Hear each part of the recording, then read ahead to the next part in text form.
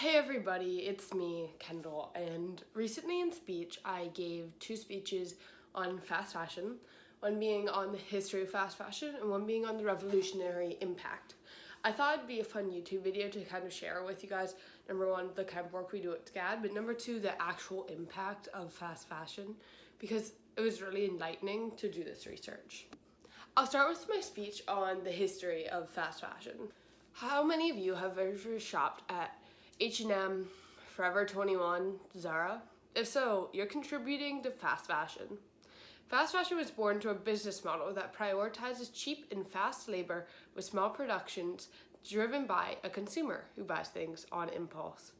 I'll start the speech by talking about the business model that prioritizes cheap and fast labor.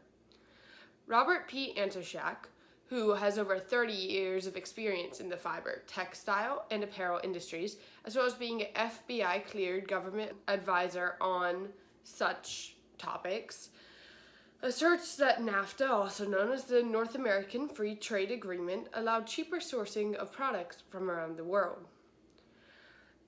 In the early 2000s, many companies started moving their production to Asia to follow these cheaper costs. This is according to Matthias Nicholas, a Swiss researcher with over 11 published research works.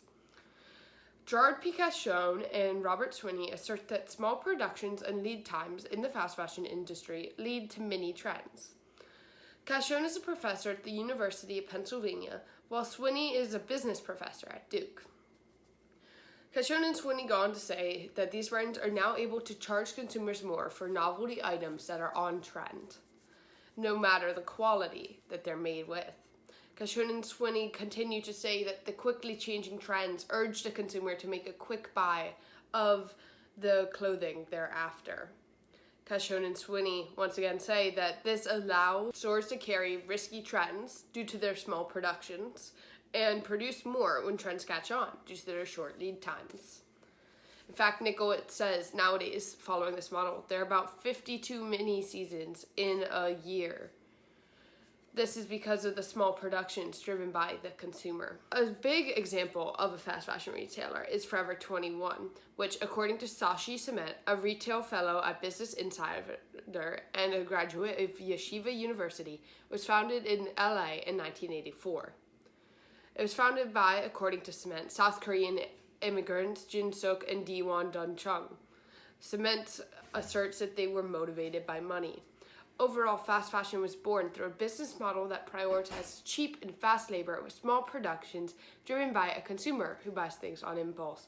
So next time you're at the mall and you see Forever 21, H&M or Zara, you are contributing to fast fashion. Look at it that way. I will now talk to you guys about the revolutionary impact fast fashion has had.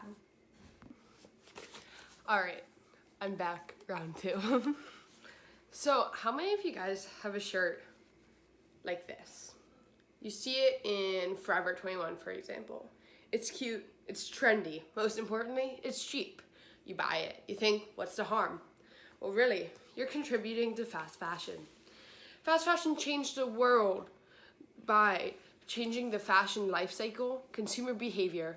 It has had a detrimental impact on the world, as inspired consumers to begin finding better fashion alternatives. I will start by agreeing with the point that Samira Shihab, the co-founder and CEO of the Indonesian online resale brand Tinkerlust, which specializes in branded luxury fashion, makes. Fast fashion changed the fashion life cycle. Shihab asserts that nowadays trends change weekly instead of seasonally. This means every week when you go to the mall and see Forever 21, there will be different clothes, as opposed to old traditional fashion brands, where the clothing changes about 2 to 4 times a year. According to Rimil, a research fellow in cultural studies at the University of Melbourne, many people now see clothing as being disposable due to its cheap cost and poor quality. Americans disposed of almost 12 million tons of clothing and shoes in 2015. This is according to Abba Bharti, a national retail reporter for the Washington Post, as well as being a Northwestern University Medill School of Journalism graduate. In fact, 69% of the aforementioned waste ends up in landfills such as this. But Harty goes on to say that clothing from stores such as Forever 21 and H&M only last 2 to 3 washes, making them fall apart, the threads come out, the buttons fall off.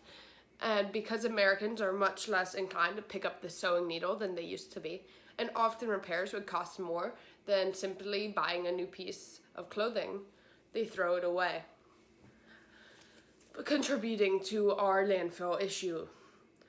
Another point which I agree with Shihab on is that fast fashion changed consumer behavior. Cashone and Swinney, as I said earlier, Gerard Cashone being a graduate of a professor at the University of Pennsylvania, while Robert Swinney is a business professor at Duke, they say compared to 20 years ago, people now buy clothing 5 times more often. This is crazy because when you're buying clothing that much, it ends up costing you more than simply buying some good quality pieces that will last a lifetime. Cashone and Swinney go on to say that consumers are now less likely to wait for sales when they see a trendy item because they're either afraid it will go out of fashion by the time it is on sale or it will be sold out. This means people are caught up in the hype of buying cheap and poorly made clothing. This hype also goes into other industries, examples being Black Friday sales, such as this one, where people are so caught up in the act of buying that they don't even register what they are buying. Another point which I agree with Shihab on is that fast fashion has had a detrimental impact on the world. This is both environmentally and culturally. The construction of clothing creates about 10% of global carbon emissions and 20% of global wastewater, according to Shihab. This is crazy because it means fashion is a huge polluter, fast fashion being a large enabler of this. In fact, there are a lot of unsuitable environments. According to Rimil, in 2013, the Rana Plaza factory in Bangladesh collapsed, killing more than 1,000 employees. There's an image of that here. Yet another point which I agree with Shihab on is that consumers are now trying to find alternatives to the wastefulness of fast fashion. There are many films and documentaries, examples being The True Cost, which deals with the true cost of fast fashion, which urge consumers to be aware of how their clothing consumption can influence the world around them.